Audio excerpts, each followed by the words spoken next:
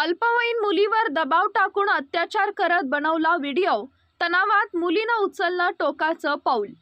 आटपाडी तालुक्याच्या एका गावात अल्पवयीन मुलीनं आत्महत्या केल्याचा धक्कादायक प्रकार समोर आलाय। 4 तरुणाच्या शारीरिक व मानसिक त्रासाला कंटाळून तिनं गळफास घेतल्याची मंगळवारी पोलीस तपासात उघड झालंय।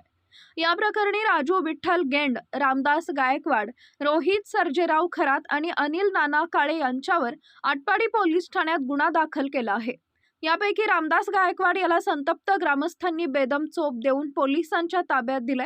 त्याच्यावर सांगली इथं उपचार सुरू आहेत। राजू गेंड यालाही पोलिसांनी अटक केली आहे। त्याला न्यायालयानं 2 दिवसांची पोलीस कोठडी सुनावली आहे। दरम्यान ग्रामस्थांनी या घटनेच्या निषेधार्थ गावात कडकडीत बंद पाळला।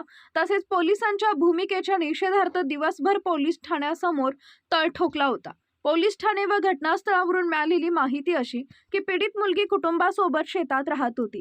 ती गावातच माध्यमिक शाळेत शिकत होती। तिनं घरात सोमवारी सकाळी गळफास घेऊन आत्महत्या केली। त्याआधी रात्री मुलींनी वडिलांना मुलाकडून होणाऱ्या त्रासाची माहिती दिली होती।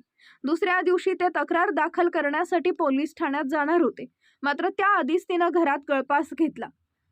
पोलिसांनी भेट देऊन घटनास्थळी पंचनामा केला व आत्महत्येचा गुन्हा दाखल केला। त्यानंतर लैंगिक अत्याचार केल्याचा आणि आत्महत्येस प्रवृत्त केल्याचा 4घांवर गुन्हा दाखल झालाय।